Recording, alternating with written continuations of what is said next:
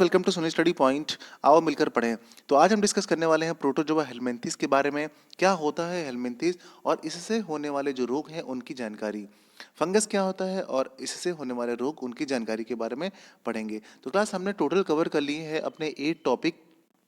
जो आप ग्रीन वाले देख रहे हैं वो हमने कंप्लीट कर लिया है। और 9 और 10th टॉपिक जो है आज हेलमिंथेस और फंगस, ये दोनों आज हम कंप्लीट करने वाले हैं। तो चलिए क्लास स्टार्ट करते हैं। सबसे पहले मैं आपको ये बताना चाहूंगा प्रोटोजोआ क्या होता है। देखिए, प्रोटोजोआ सबसे आदिकालीन एवं साधारण जंतुओं का संघ है जिसमें एक कोशिका यानी सिंगल सेल वाले जंतुओं को रखा जाता है। इस समूह के अंतर्गत आने वाले जंतु एक केंद्रीय या फिर बहुकेंद्रीय, मतलब इसमें सिंगल न्यूक्लियर होता है फिर या फिर एक से ज्यादा न्यूक्लियस होते हैं। इसके सेंटर में जो न्यूक्लियस होते हैं इनके पास एक होते हैं या फिर एक से ज्यादा होते हैं। और ये हेट्रोट्रॉफिक होते हैं। कैसे होते हैं? हेट्रोट्रॉफिक होते हैं। हेट्रोट्रॉफिक का मतलब होता है ये अपना फूड खुद नहीं बनाते हैं, ये दूसरों पर डिपेंड करते हैं। जैसे हम इंसान जो होते हैं, ठीक, एनिमल जो होते हैं वो दूसरों पर डिपेंड रहते हैं। जैसे प्लांट होते हैं अपना फूड खुद बनाते हैं, वो ऑटोट्रॉफिक होते हैं, और हम लोग हेट्रोट्रॉफिक होते हैं। अब हम बताते हैं हेलमिंथिस के बारे में। मैंने आपको पहले इसलिए बता दिया वो परजीवी के बारे में, प्रोटोजोआ के बारे में, क्योंकि ये हेलमिंथिस जो है ये भी एक परजीवी ही है, एक प्रोटोजोआ ही है। ठीक है।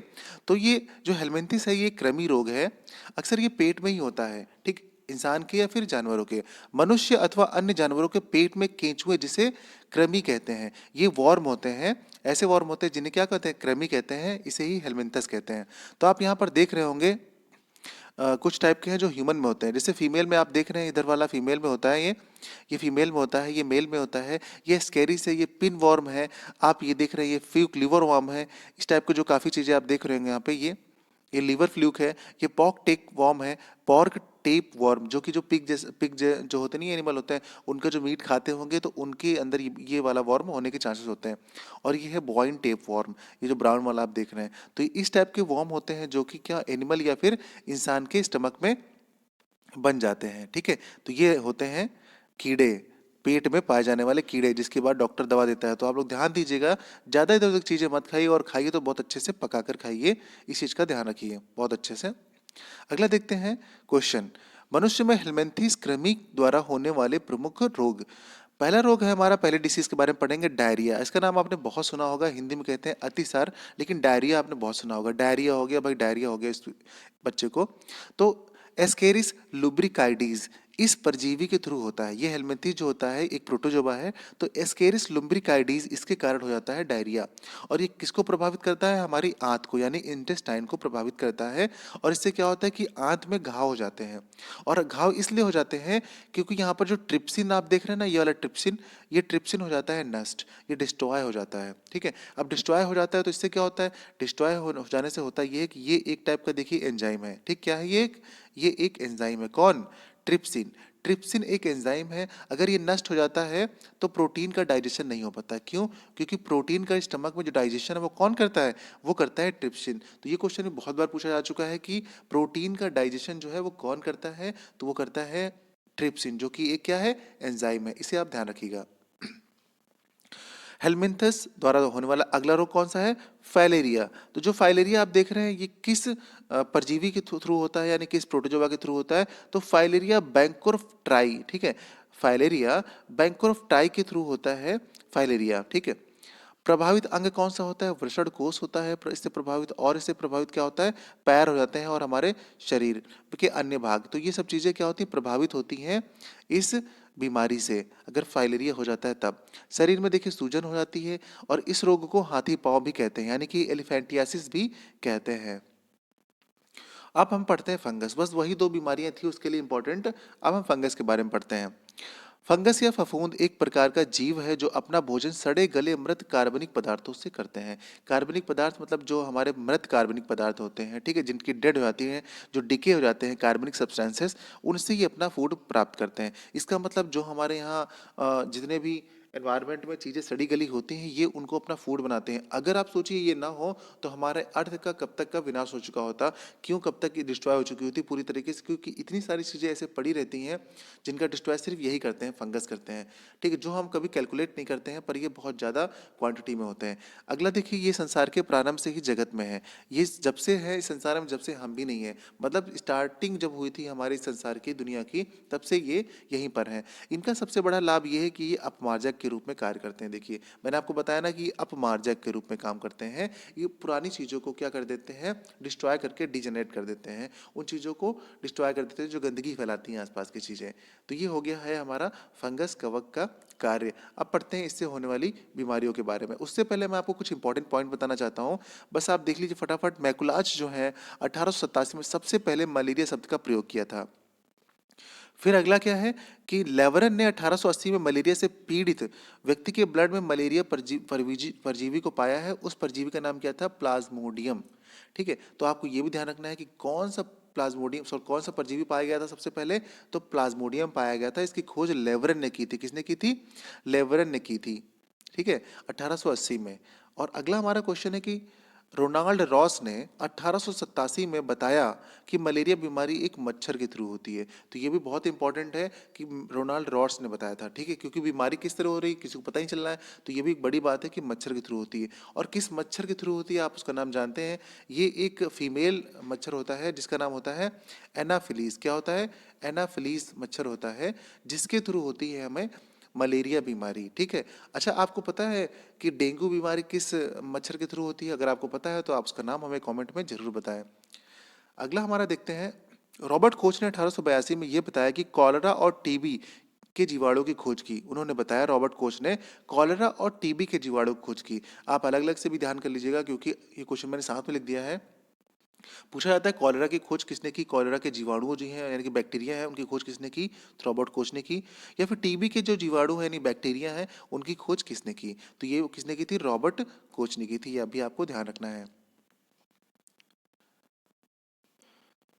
लुई पाश्चर ने रेबीज का टीका और दूध का पाश्चराइजेशन इसकी खोज की थी। ये दोनों बहुत ज़्यादा पूछे जा चुके हैं कि रेबीज का टीका और मिल्क पाश्चराइजेशन की खोज किसने की थी, तो लुई पाश्चर ने की थी। किसने, लुई पाश्चर ने। अब हम पढ़ते हैं फंगस के थ्रू होने वाली डिसीजेस के बारे में।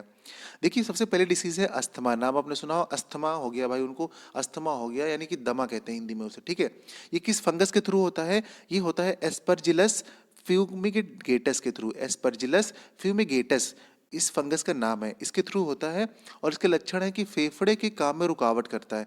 फेफड़े क्या करते हैं, हमारे अंदर जो ऑक्सीजन जाती है, जो हम इम्प्योर जाती है ब्लड के थ्रू होते हुए, उसको प्योर करके वहाँ पर ऑक्सीजनेटेड ब्लड के थ्रू ऑक्सीजन को अलग कर लेते हैं। हमारे ब्लड के अंदर ही तो ऑक्सीजन होकर जाती है हीमोग्लोबिन के थ्रू, और CO2 भी साथ साथ में कुछ चली जाती है। तो वहाँ पे होता क्या है कि वहाँ पर हमारे ब्लड का प्यूरिफिकेशन होता है लंग्स में ही, और वहीं पे ऑक्सीजन अलग हो जाती है। ठीक है, तो ये फेफड़ों के काम में रुकावट करते हैं, तभी कहते हैं कि भाई दमा हो गया तो लंग्स पे इफेक्ट पड़ता है। और ये एक संक्रामक डिसीज है। संक्रामक मतलब फैलने वाली डिसीज है। तो फैलने वाली डिसीज के नाम भी आपको ध्यान रखने हैं। कभी कभी पूछ लिया जाता है कि कौन सी इसमें से संक्रामक डिसीज है, और आपको 4 ऑप्शन दे दिए जाएंगे लेकिन आपको पता ही नहीं रहेगा कि कौन सी संक्रामक डिसीज है। अगला देखते हैं, एथलीट्स फुट। तो ये बीमारी भी होती है एथलीट्स फुट। इसमें टीनिया पेडिस फंगस का नाम होता है, और ये पैरों की त्वचा फटने लगती है, और ये भी एक संक्रामक रोग है। स्कैबीज यानी जिसे खाज कहते हैं, नहीं दाद खाज खुजली ऐसे नहीं बोलते लोग साथ में, तो ये खाज होता है, स्कैबीज जिसे बोलते हैं। और एस्करस स्कैबीज जो है ना, इसके फंगस का नाम है। इसमें त्वचा में सफेद दाग पड़ जाते हैं और खुजली होने लगती है। बार्डेनेस यानी कि गंजापन। गंजापन भी होता है फंगस के थ्रू हुई, और ये किस फंगस के थ्रू होता है, टेनिया कैपिटस के थ्रू होता है। इसमें सर के बाल गिर जाते हैं। अगला है हमारा रिंग वॉर्म यानी कि जिसे हम कहते हैं दाद। ठीक है, दाद के अंदर कौन सा फंगस होता है, ट्राइकोफाइटॉन लेरुकोसस होता है। ठीक है, हमारे बॉडी में जब दाद हो जाता है तो उसमें कौन सा फंगस होता है, ट्राइकोफाइटॉन लेरुकोसस होता है। इससे त्वचा पर लाल रंग के गोले पड़ जाते हैं, और ये भी एक संक्रामक डिसीज है। जैसे किसी को दांत खाज खुजली है तो आप उसके कपड़े यूज मत करें, मत करिए, जैसे टॉवल वगैरह है तो उसे शेयर मत कीजिए जब तक कि उनके वो बीमारी है, क्योंकि ये संक्रामक है, ये भी फैलती है। थैंक यू क्लास, आप सभी का हमसे जुड़ने के लिए। वीडियो आपको कैसा लगा, लाइक कर दीजिए, शेयर कीजिए, सब्सक्राइब कर दीजिए।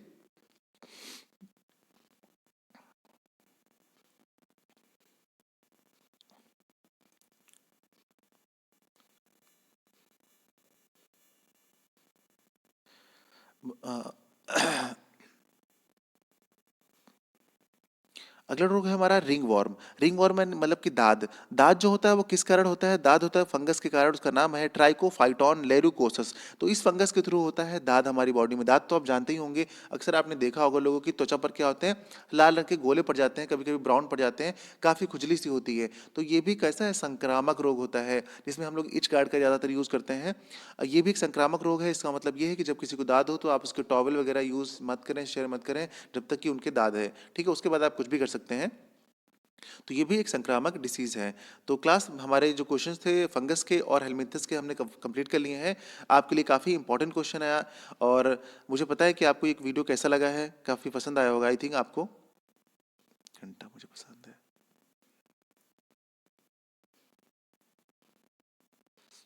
लास्ट अगला है हमारा रिंग वॉर्म। रिंग वॉर्म का मतलब होता है दाद। दाद किस फंगस के थ्रू होता है? ट्राइकोफाइटॉन लेरुकोसस के थ्रू होता है। इस फंगस का नाम है ट्राइकोफाइटॉन लेरुकोसस, ठीक है? तो इसके थ्रू होता है दाद। दाद आपने अक्सर देखा होगा लोगों के, किससे क्या होता है कि शरीर में लाल रंग के कोई गोले पड़ जाते हैं, ठीक है? कहीं कहीं पर ब्राउन आते हैं और खुजली करने पर बहुत ज़्यादा खुजली होती है, इसमें इचिंग होती है। इसलिए इसको दवाई जो आती है मार्केट में वो इच गार्ड के नाम से ही फेमस है, हम उसी को यूज़ करते हैं। ये एक संक्रामक डिसीज़ है। कैसी संक्रामक? मतलब ये भी फैलती है। तो जिस भी व्यक्ति को आपके आसपास हुआ हो दाद यानी कि रिंग वर्म, तो आप उसके कपड़े यानी कि टॉवल वगैरह जल्दी से शेयर मत करें। जब तक कि बीमारी ठीक हो जाएगी तो आप शेयर कर सकते हैं। तो कैसा लगा आपको ये वीडियो? हमारे क्वेश्चन कंप्लीट होते हैं, हमने सारे सारे क्वेश्चन कंप्लीट कर लिए हैं। हेलमिंथस से पढ़ लिए हैं मैंने, और फंगस से। इन दोनों के क्वेश्चन जो है, जितने भी इंपॉर्टेंट क्वेश्चन है वो सारे सारे मैंने आपको कंप्लीट करा दिए हैं। अगर साइंस आपके सिलेबस में है और आने वाला कोई भी एग्जाम है तो उसके लिए ये क्वेश्चन बहुत इंपॉर्टेंट है, बहुत ज़्यादा। तो चलिए, आप जल्दी से वीडियो को क्या कर दीजिए, लाइक कीजिए और चैनल को कर लीजिए सब्सक्राइब। मिलते हैं अगले वीडियो में। आप सभी का थैंक यू, बहुत थैंक यू हमसे जुड़ने के लिए।